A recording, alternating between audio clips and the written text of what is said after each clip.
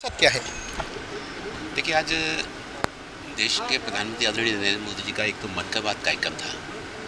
उस मन की बात कार्यक्रम में यहाँ पर हमारे वाल्मीकि भवन के माध्यम से प्रदेश के पदाधिकारियों के साथ में हमारे जो वाल्मीकि समाज के बंधु हैं, अनुसूचित जाति मोर्चे के कार्यकर्ता हैं, सबके साथ सामूहिक रूप से इस कार्यक्रम में भागीदारी की।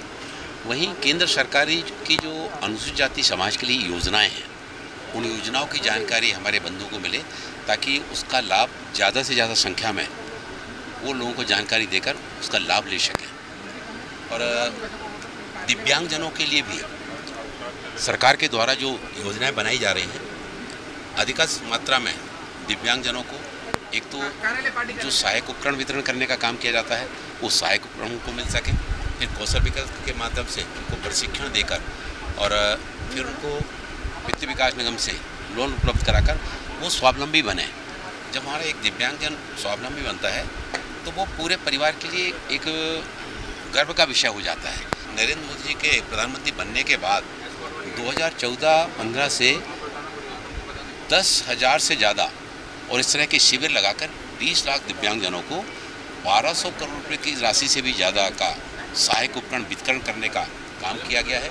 अभी पंडित दीनदयाल उपाध्याय जी की जो 25 तारीख को जयंती थी, उस जयंती के दिन भी और हम लोगों ने बहुत सारे स्थानों पर देश भर में इस तरह के परीक्षण शिविर लगाकर दिव्यांगजनों को विशेषज्ञों के द्वारा कौन से उपकरण दिए जाना है उसके बारे में शिविर लगाकर कार्य किया।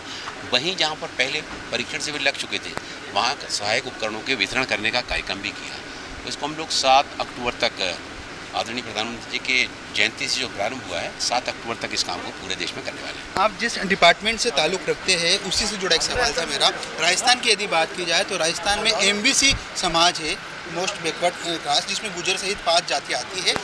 यहाँ पर 5% का उनको आरक्षण का लाभ मिल रहा है, लेकिन वो चाहते हैं कि केंद्र की नवी अनुसूची जो संविधान की उसमें उसे शामिल किया जाए। ये डिमांड लगातार सांसदों के जरिए भी उठा रहे हैं, लेकिन अभी तक डिमांड पूरी नहीं हुई। क्या लगता है आपको डिमांड पूरी होना चाहिए? अभी तक इस संबंध में कोई प्रस्ताव जो है ना विचाराधीन नहीं है। इसके पहले मंत्री जी, ये राजस्थान की बात है, गुर्जर सहित 5 जातियां हैं जो कि एमबीसी में यहाँ पर शामिल किया गया है। 5% आरक्षण राज्य सरकार तो दे रही है, लेकिन ये स्थायी रूप से कवच मिल जाए, केंद्र की नवी अनुसूची में शामिल हो जाए, ये वो चाहते हैं। अभी लोकसभा में एक बिल हम लोग लेकर आए थे जी, और कॉन्स्टिट्यूशनल अमेंडमेंट बिल।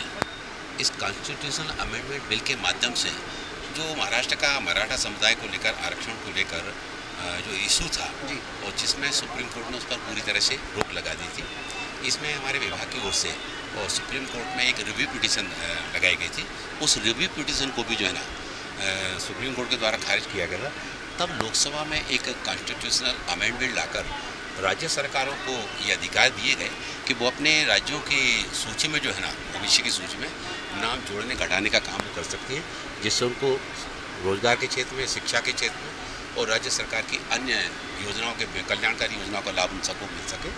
और उससे एक अच्छी पहल केंद्र सरकार के द्वारा की गई। लेकिन राजस्थान में मिल रहा है उनको आरक्षण का लाभ। वो केंद्र की नवी अनुसूची में चाहते थे स्थायी रूप से कवच मिल जाए, तो ऐसे कोई प्रस्ताव अभी विचाराधीन है? नहीं, अभी इस संबंध में हमने जो कॉन्स्टिट्यूशनल अमेंडमेंट बिल लेकर आए हैं, उसके अलावा और अभी कोई एक अंतिम प्रश्न, राजस्थान की यदि बात की जाए, आपको लगता है कि आपके समाज से जुड़ी, क्योंकि केंद्र सरकार की आपने योजनाएं बताई जो कि आपके डिपार्टमेंट से जुड़ी है, राजस्थान में समाज कल्याण से जुड़ी योजनाओं पर अच्छी तरह काम हो रहा है? क्या आपको लगता है?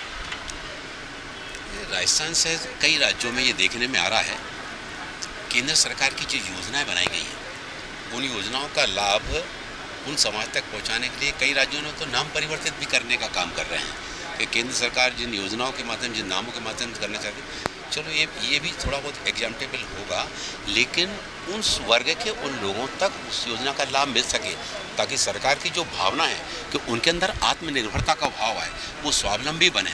और इसको हमने अपने कार्यकर्ताओं से आज अपनी बात में कहा है कि हम सभी कार्यकर्ता केंद्र की ऐसी योजनाओं की जानकारी लेके उनका लाभ ठीक ढंग से प्रत्यक्ष रूप से उन तक पहुँच पा रहा है, नहीं पहुँच पा रहा है, उनमें कोई अगर विसंगतियाँ आ रही हैं तो इसके बारे में जानकारी लेकर हम लोग अवगत कराएं ताकि हम लोग इस संबंध में बात कर सकें। तो यह है केंद्रीय मंत्री जिन्होंने साफ तौर पर राजस्थान में जिस प्रकार से योजनाओं पर काम चल रहा है उसके बारे में भी बताया। इसके अलावा खास सबसे बड़ी बात जो है कि गुर्जर सहित जो 5 जातियाँ एमबीसी में शामिल है, उसको लेकर जो स्थायी कवच चाहते हैं 5% आरक्षण का केंद्र की नवी अनुसूची में, उसको लेकर फिलहाल कोई प्रस्ताव नहीं है।